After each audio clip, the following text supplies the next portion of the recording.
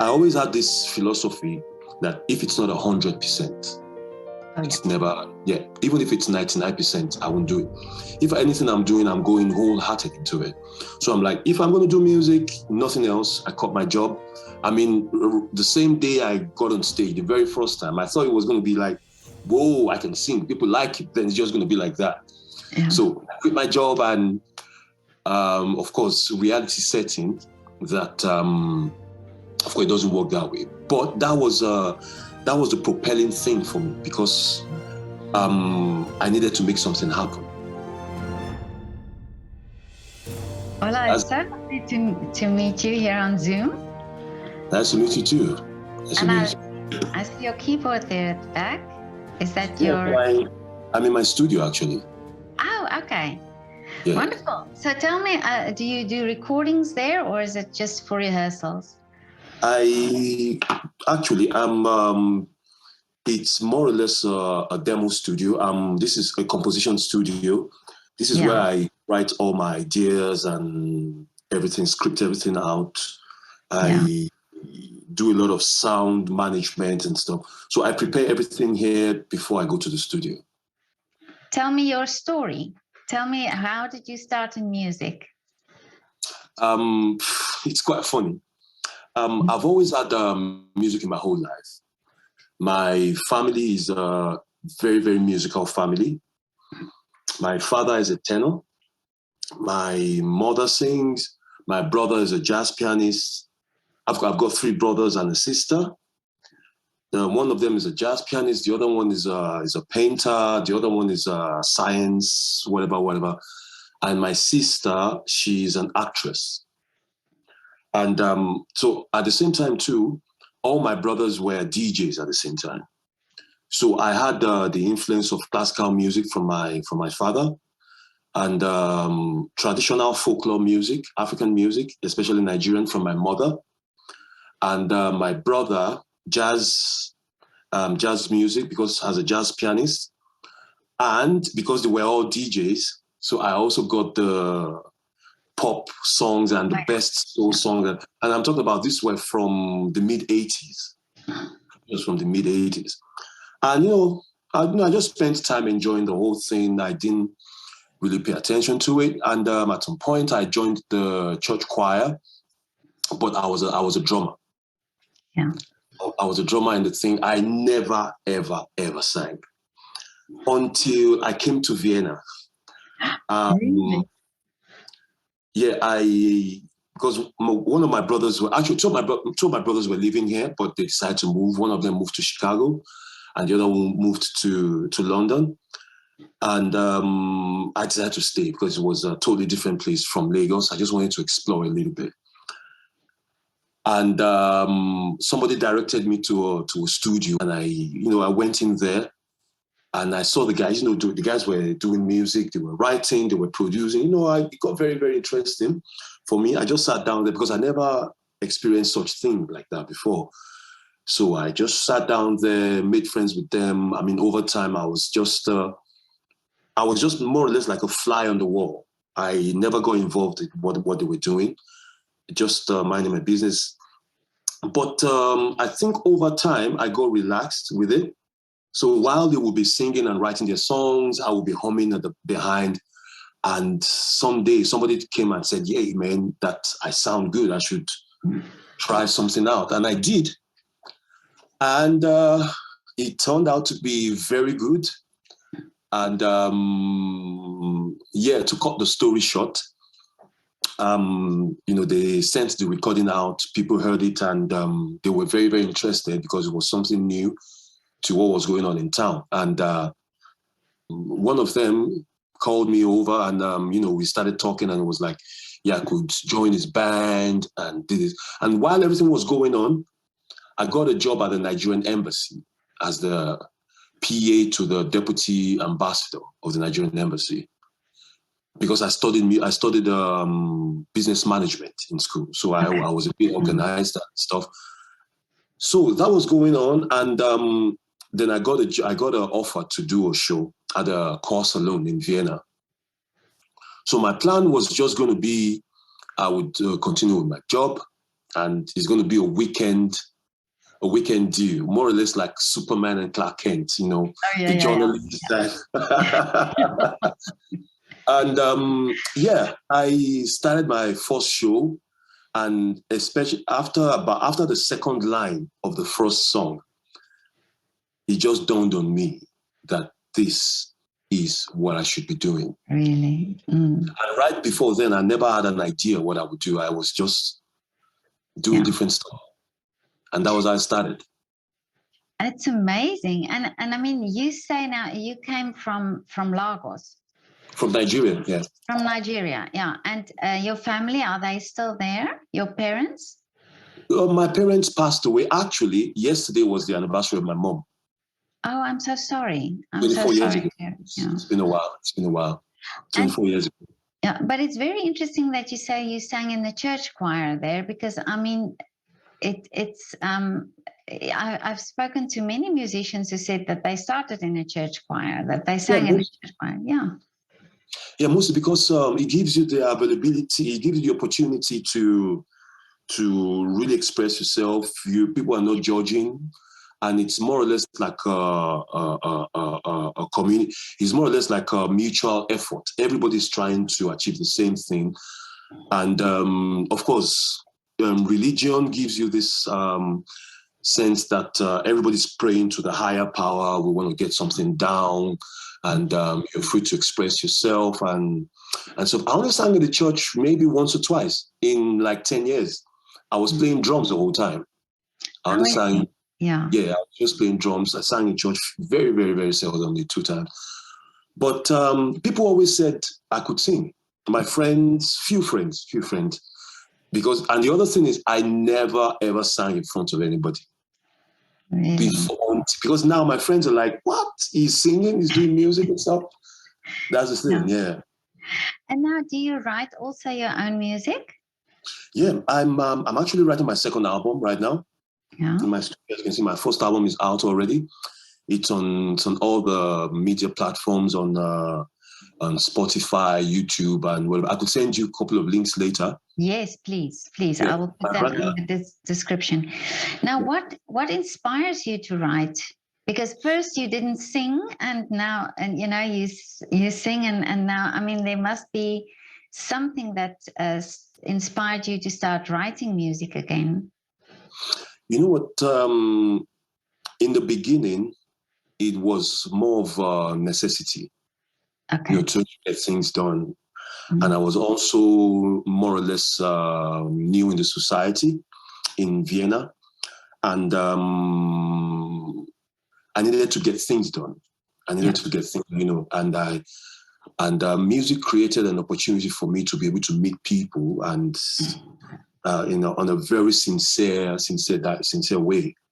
So it's like they knew me for what I was doing, and I also met people for what they were doing, and we appreciated each other's talent. And we started bonding, which later became a friendship.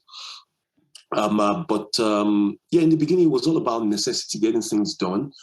But after a short while, actually, I must say probably in a few months, I realized it's more than just singing. Because I realized that in a very short while, I got the attention of a lot of people, and they were listening to me. They were coming for my shows, and you know, they were genuinely interested in what I was doing. And I realized I had this. Actually, for me, it was more about. It felt very powerful. Music felt very, very powerful, because that was actually what changed my mind. My very first show after the first song, the second line of the song, I saw how people reacted. I've never felt such a connection before, and I knew this was it. And you know, I felt that connection, and it kept getting stronger and stronger and stronger. And of course, I had the idea to do my own stuff, but I needed to really learn my trade. I needed to know what I was doing. I needed to realize my strengths, what I in different parts and stuff. So, and what I did in my first 4-5 years was just listening and looking and learning. I actually have a photographic memory, so this actually this actually really was very, he played a very, very important role, because all I needed to do was just look at something and I could repeat it, or hear something and I could make it happen. And so that was my approach to it. Yeah, you're saying something very interesting. I spoke to a singer also a while ago who said listening to different music and listening to different artists. And this is how she, taught herself as well. And you also, yeah. So you're also a self-taught singer, really. Yes, I am. Yes, I am. Yeah, the thing is, it's arts in general. Yeah. And of course, as much as we go to school, we have mentors and stuff, we still have to bring out things, or we still have to create due to our own perspective, how we see, how we so of course we learn from different people. Everybody learned from somebody. Okay, maybe the first people who started arts, God knows where they got inspiration from. But actually, it's a little bit of bother for me, because a lot of people are depending. A lot of people are learning, which is a great thing. We learn, and most of the time we copy and paste, which limits creation. Yeah, because creativity should be how you feel, and you try to express it. So most people just take something that works and just turn it around a little bit. And that would, of course, it's always, there are different forms of art anyway. There are different forms of art. But it's a very interesting thing. And it's also affected, it's also affected my life personally as a person, because it's all about the learning process. It's all about being open-minded. It's all about being open-minded. It's all about connecting to people. It's all about being relevant. Yeah. This is one of the things I mention to my friends, if they listen to me, that we all should try to be professional human beings. Yeah. But I also think every artist has their own way and their own route. And, some artists have to study many years and do many, in certain forms of art require that from you. But I think also there's a bit of freedom, in the sense that if you learn by doing, of course, you make many mistakes and maybe it takes a bit longer, but when you learn by doing, it also gives you some sort of freedom to be the person that, or the artist that you want to be, or that you're supposed to be. The point is, if there's no mistake, you won't get things correct. Yeah. We learn from our mistakes. That is actually, this is what makes us more or less artists. We are in pursuit of perfection, but I don't think there's anything called perfection. But we are in constant pursuit of trying to better things. For me, it took me about 6-7 years for me to enjoy the sound of my voice on a recording. Oh yeah. I could never hear myself. Whenever I did a recording, I would never listen to it again. And people would be like, "Oh wow, that's great, that's fantastic." I'm like, no, I can't hear myself. Because I felt there were things I needed to correct. Yeah. In my voice, in my singing, in my tone, in the tone of my voice, in my expression. I felt there were so many things I needed to correct. And it took me a while. It took me a while to get there. And of course, trust, more or less, trust in myself, trust in my abilities. We mostly seek for people's confirmation, more or less. Of course, producing something to the way we like it, to the way we want it, and we think it's nice, we think it's great the way it is. But at the same time, when we present it, we want people to accept it. So this is one of the things that feeds us. So as much as we are creating and generating, we also, it's not an egoistic approach. It's not about vanity. It's just about, everybody wants to be accepted at the end of the day. Yeah. It's all about acceptance, yeah. and if it makes sense, if it cuts across to people. Yeah, and I think it's also this thing where, as an artist, you want to touch people. You want to use your art and really make people sense it and feel it. And so I think this is also a part of the process. To realize that is the important part of it. Absolutely. Now, how difficult is it for you how difficult was it to get into the music scene here in Vienna when you started off in, like a singer? So you didn't have even a past experiences that you could bring to the table. So you started off as new in your career, and also then in the city trying to establish a name. Yeah, it was mixed feelings. Yeah. It was not so easy, but on the other side, it was a bit easy. First off, this is is a stereotype. Most people will see a black singer on stage and they think he can sing. Okay. This is one of the things. This is one of the things that worked to my advantage. And it was tough. It was tough also, actually, because first of all, I got into music when I was 30. Okay, so yeah. really later in life, really later in life. So when I was 30, so of course I had this pressure of getting things done. And when I started singing, I quit my job at the embassy, thinking, I always had this philosophy that if it's not 100%, it's never, even if it's 99%, I won't do it. If anything I'm doing, I'm going wholehearted into it. So I'm like, if I'm going to do music, nothing else, I cut my job. I mean, the same day I got on stage, the very first time, I thought it was going to be like, whoa, I can sing. People like it. Then it's just going to be like that. Yeah. So I quit my job, and of course, reality setting that, of course, it doesn't work that way. But that was the propelling thing for me, because I needed to make something happen in more or less in a short time, because of course we need money to survive, at least to pay my rent and to food and stuff, and so this propelled me, and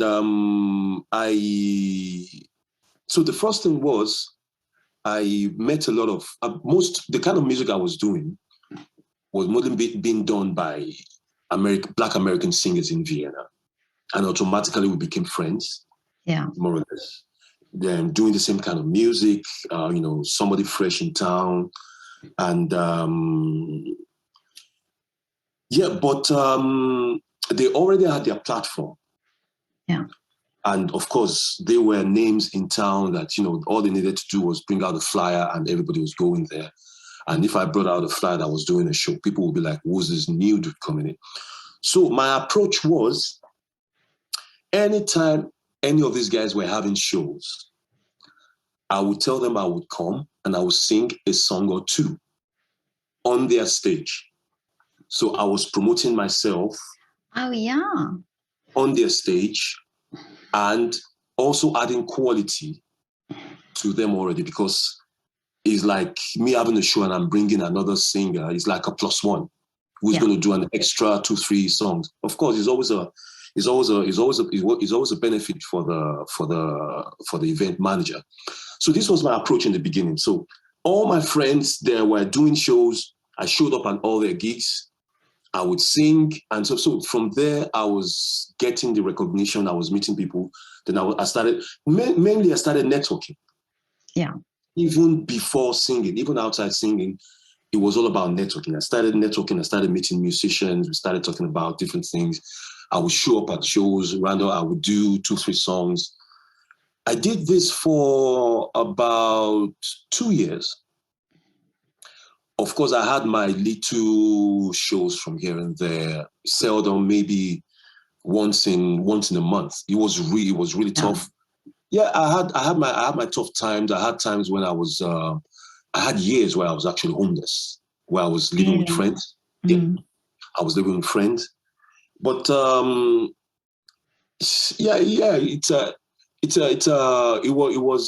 was a healing time for me, because it was the more or less the only time in my whole life that I've been alone, because I grew up. My family is extremely protective, to a point where you almost can't do anything without other people's consent. That's why I decided to stay in Vienna, away from everybody. So I was like, I'm going to make this work. I'm going to make it work. I'm going to make it happen. So, and that was my approach. Of course, it was really tough. Yeah, those were trying times. Those were trying times. But you stuck it out and you continued, and it must have been this faith also in what you wanted to do, or this dream of what you wanted to achieve, that made you not give up. I'm a very practical, dogmatic person. Yeah. If I know I'm not good in something, there's no point pushing it. It's not about giving up. It's about being very, very realistic and very direct to the whole thing, which saves you a lot of time. So when I got into me, of course, when I did my first show, I saw the reaction. That was number one. And of course, going to other shows, going to my friends' shows, listening to other people. And I was like, if this is what it takes, at least I have it. And I know that I can get better. And when I realized the real threshold, the real basic thing here, and I knew that it's something I could do, something I can pull off. And it just made sense to me that it's something I could really do. That's why I stuck it out. That's why I knew it was going to work. I knew it was going to work because I looked at my society, I evaluated people around, amazing, great singers, and me, for being a beginner, was more or less on the same pedestal with them. So, and I knew that with time, of course, everybody evolves. And I knew that with time, I would evolve also too. And actually, this was also the thing that this was also very responsible for what I was doing. I needed to separate myself from everybody. Because if I was doing the same thing everybody was doing, it's not so easy to separate. Yeah. So I did a lot of research. I watched a lot of movies and watched a lot of concerts, listened to tons and tons of artists, saw how things were done, how they carried themselves, even how they dress and stuff. And then I realized it's a show. We're going to do a show. It's going to be catchy. I got to get people's attention. And the one of the first things I had to really, it was a couple of days ago, I was having a conversation with my friend, similar about this topic. It was like, how did I get rid of my fear from doing the whole thing? I'm like, of course, during the first show, I was totally nervous. I wasn't afraid, but I was extremely nervous. And I lost my voice even before the end of the second song, because I was like really eager to cut across. But down the line, I was like, if I want to be good at this, the only thing I can do is to be relaxed. And that is when I can project myself. That is when I can really express myself. And I'm like, what is going to hold me back? What is going to make me more relaxed? Breathe, relax. It's either I get on stage and do it, or I get nervous, or I don't get on stage. So I'm like, I want to do this. So I made this decision. Really was just like plus minus. This is what I want to do. This is what I need to do to get there. And I was just stripping everything down. It was more or less like molding a sculptor. Oh, yeah. Yeah, I was more or less, I saw the whole thing and I was like, my image, visually and stuff. And I had a totally different approach to the whole thing. And I, of course, in the music scene, in the entertainment scene, there's a lot of alcohol and stuff. I saw few people, because it's very easy, the parties, everybody drinks and stuff. And I was like, if I'm going to do this, I can't be strong on alcohol and whatever. So I cut all these things down. I started working out regularly. And I just started plus minus, stripping away the negativity. Of course, I try to, like I said, I'm trying to strip away the negativity. But it's a work in progress. But but that's also the misconception, that we think, it has to be this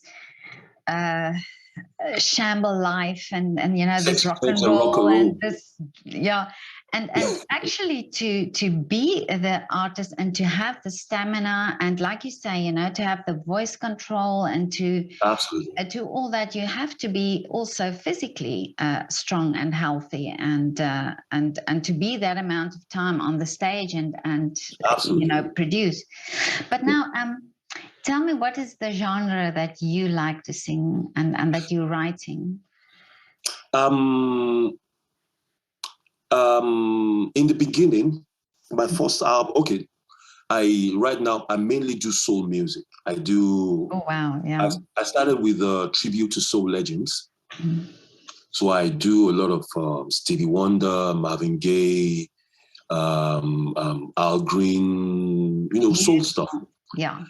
And of course, I'm like, if I'm going to do an album, it has to be in this direction, because this is actually the music that I really enjoy to sing. I love it's not too fast, it's not too slow, it's right there, you can really enjoy it. And of course, people really enjoyed it. So I decided to write my first album in that direction, which I did, but I was not 100% satisfied with with the outcome, especially my side, my part of the whole thing. So I had more or less a 5-6 years break on trying to get myself better. And of course, in the meantime, I was thinking, also still listening. I listen to a lot of radio. I do a lot on YouTube, because YouTube is the largest social media platform right now. So almost everything is on YouTube. So I get a lot of new music and stuff. So I listen to a lot of things. And I decided I would do what I like. Yeah. So I like different things. I like some pop songs. I like soul songs. I like swing. I like stuff. And I'm like, because what I actually realized down the line, it's not what I sing. It's actually me as an artist. This is what I realized later, because at some point in my career, I had the residency there was this club in Vienna called Albertina Passage. So I had the residency there from the beginning. I had it for about 5-6 years. And while I was there, because I was singing every week, and while I was there, I realized a lot of things. Because then I did a lot of shows, and sometimes I would come, my voice was very, very tired. I couldn't really, really project myself. So I would physically push myself just to compensate. And at that point, I would get more compliments. I really don't do compliments, but of course, at that point, people would compliment me. They were like, yeah, they really enjoyed the show. But in my mind, I was like, this is not my best performance. My voice was nowhere to be found. But then I realized it's not, of course, the voice, the talent plays a big role, but the most important thing is the personality behind it. Mm-hmm. And this is why I realized that it's not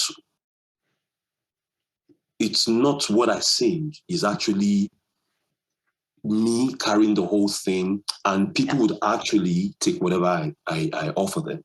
This is what I realized in that period. Well, so that's why.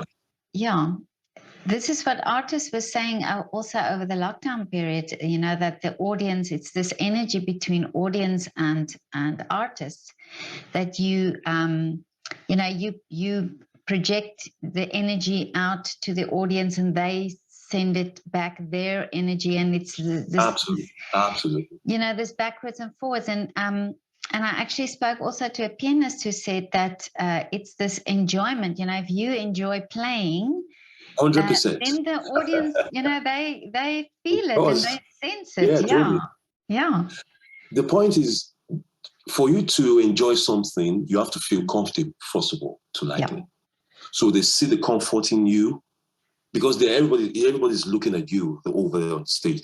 So they see the comfort you're relaxed, you just more or less communicating with them, and makes them, it's like a kid looking over at his parent. And if the parent is nervous, the kid would get nervous. If the parent is like in a crazy situation, relax, calm, we're going to sort this out. And the kid would be like, all right, cool, let's get it done. So that's the approach. We are transmitters of our innermost emotions. A lot of people can do it. A lot of people want to do it, but a lot of people just can't do it because we just have to find that little threshold of transmitting the whole thing. It's a very thin line, and if you go over it, one could get carried away with ego.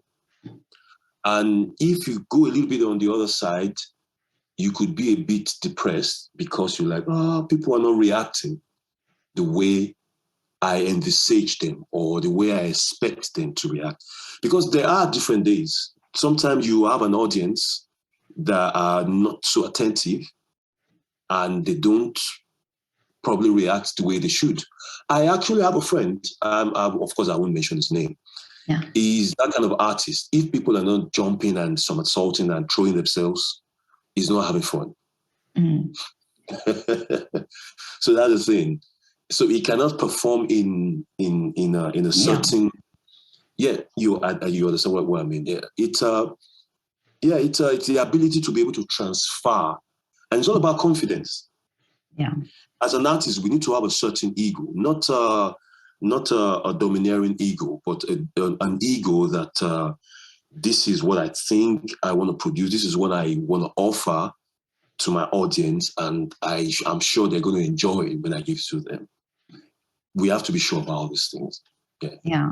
No, that's true. I think it's almost as if you are an educator, or sort of a leader to protect that. Yeah. Yeah, revolutionaries. Yeah. But Ola, now tell me, what is your wish for the future? Ooh. Oh, that's a very, very tough. You've done so much already, but there must be some wish that you still have. I don't have a wish, more or less, but of course I plan projects. Yeah. I plan projects.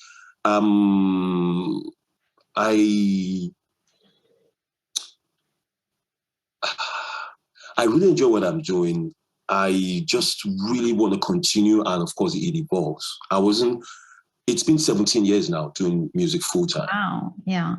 And I've evolved from when I started to now. So, okay, my wish is a continual evolution, a continuous evolution, and that's a tough one. Yeah. Because I never started out with what I wish for. I only started out with what I don't like. Oh, I see. Okay. Yeah, like I said, when I started music, I was just stripping down what doesn't work. So these were the things. So I strip away what don't work for me, and what I don't strip away will automatically work. So it's very hard for me to make a wish. Of course, I want my next project to be.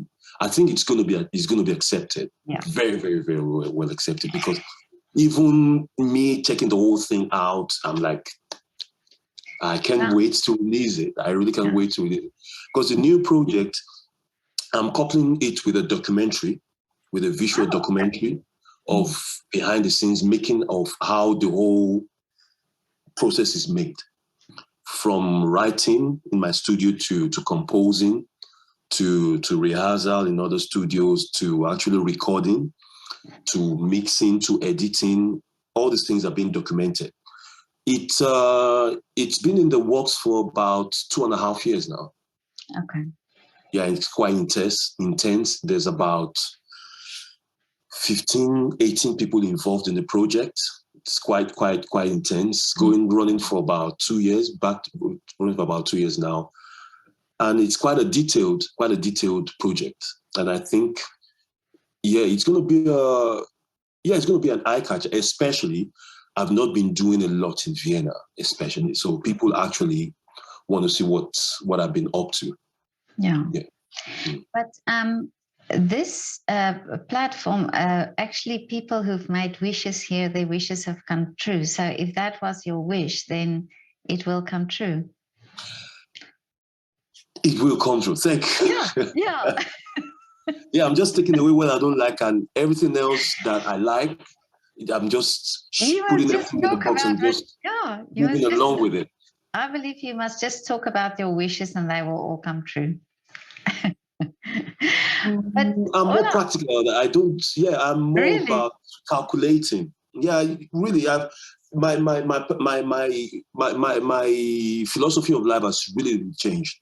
Yeah. Music has taught me to believe more in my abilities rather than to wish for something. We wish for something we don't really have a control on. But our abilities are something you hold in your hands, and you can turn it around to whatever way you want to turn it around to. So this is okay. I have a wish. Yeah. I have a wish that I will meet people that will appreciate me and my talent and would take me far beyond my expectation. There you are. I love this wish. Yeah. That's a wish. Coming from my cloud, I say I love that wish. Yeah. Yes, absolute pleasure. Absolute pleasure. But yeah, I just while we were talking, I was thinking, do you think also, if you think back in Lagos in Nigeria, there's not many opportunities. I mean, I speak to also artists there, and I know there are not funding for musicians, yet they study and they make they make concerts and so on, but many of them as musicians don't get paid. Is there some have you thought of ever going back and helping there, or just taking youngsters and teaching them this path that you went through, how to do it, how to be dedicated in your music and make a life for yourself, even if it is there in Nigeria? Actually, you know what, you're very, very right on a new thinking that I've been working on for a while. I've totally had this idea for a long time. I enjoy working with other people, and especially in these years that I've been working, I've realized a lot of things. I've gained a lot of experience, and of course, from mistakes and trying to get better. And I've actually realized that a lot of things can be done better. And of course, it will be an absolute joy to work with young musicians. And I already actually have somebody right now that I think she's very, very interesting. She has an amazing voice, and I think it only better. She's 23. And I could imagine myself when I was 23 and where I am right now. Of course, there would be this amazing, there will, 100% without a doubt. Because we evolve, we get better, we grow. We only just have to decide in which direction we go to. But on the other side, in Africa, we have a different perspective. There's a lot of right now, especially. I would talk about Lagos, especially Nigeria, that I'm familiar with. There are tons of new artists coming out, and most of them are monetizing what they're doing. Because first of all, Lagos is a city of about 20 million people, so you will always find your niche. Yeah. So in a smaller society like Vienna, it's a totally different place. But imagine, even if you're just doing folk music, in a city of 20 million people, you will find 5,000-10,000 people who would appreciate what you're doing. So most of them, of course, they are not, most of them, they have a slightly different perspective on how to monetize the whole thing, but they are actually making it happen. Of course, they could grow it better. But of course, I would love to do that. I would love to do that, meeting young artists and try to work with them. And mainly what I would want to teach people is the business side of music. Oh, yeah. Is the business side of it, because that's one of the mistakes a lot of artists make. We enjoy the trade, we enjoy the whole thing. You know, we can do whatever, even when we're sleeping. We can paint, we can sleep. We can sing, we can do whatever. And because it's something that is self-generating, we don't attach so much worth to it. Yeah. So we could, sometimes we just let it go like that. Or sometimes we pair up with the wrong people, or people with different ideas, and you know, they take over the idea, which leads to frustration. Some artists, I know few artists, you know, they amazing talent, but they got frustrated as time went on because everything they did, nothing really came out. Yeah. And my advice also too for young artists would be, especially in entertainment, most people, because of the age of information, most young artists, you know, they go on social media, they see a young musician with 1 million or maybe 500,000 followers, and the only thing they see in their head is fame. I just want to get famous. But fame doesn't necessarily equal to money. Yeah. Yeah, you could have managers who would grow you to that point, but they are stripping you down to about 70-80% of your earnings and stuff like that.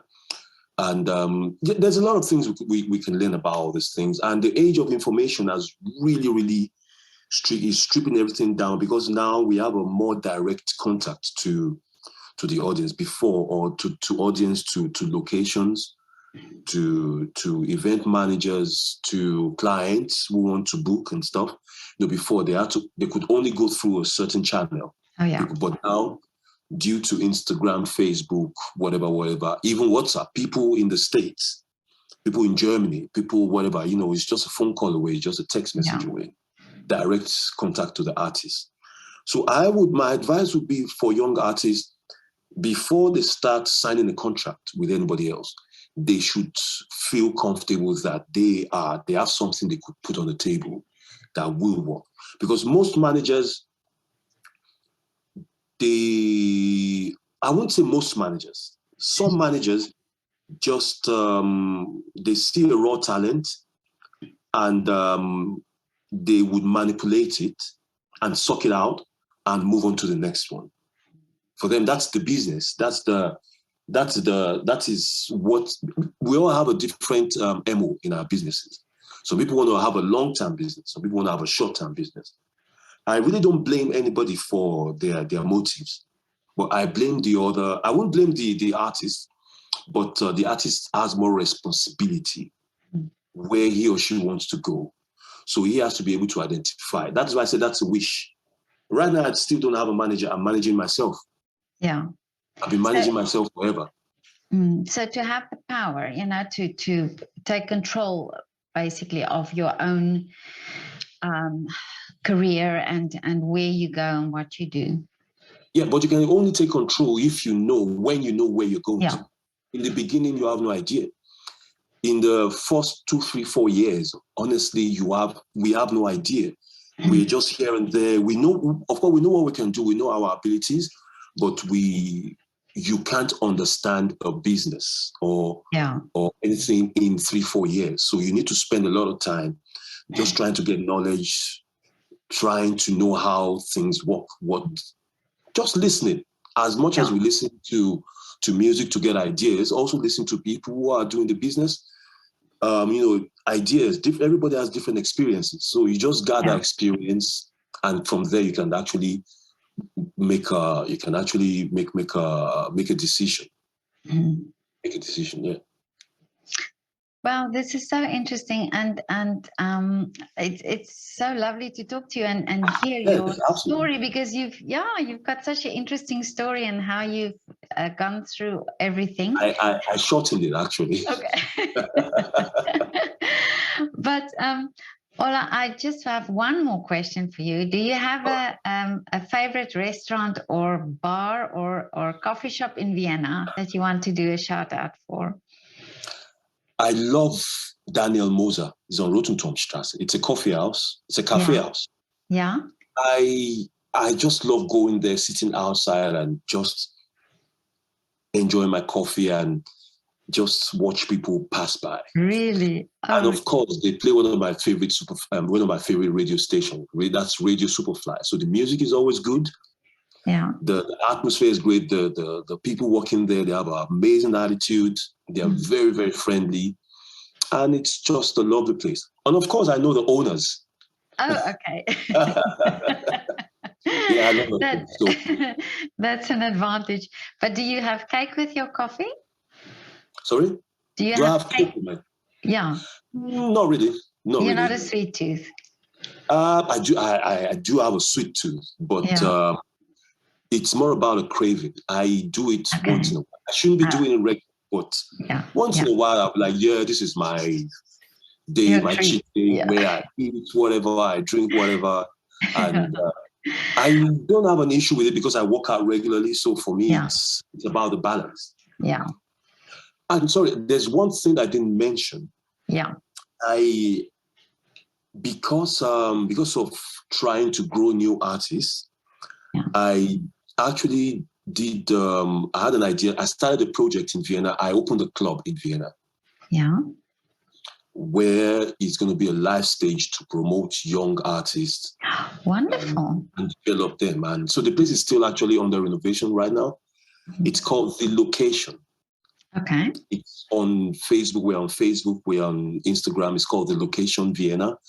And we did open. Unfortunately, we opened a few weeks before the first lockdown. Yeah. So we had about 5-6 weeks, and people really loved it. It's a more of a, we do more or less. I'm doing a party I would really enjoy to go. Yeah. So the DJs I'm working with, they are playing the kind of music I like. And I'm sure a lot of people like the music that has never been played on the radio or on some radio station, and they've never been played in clubs or in parties.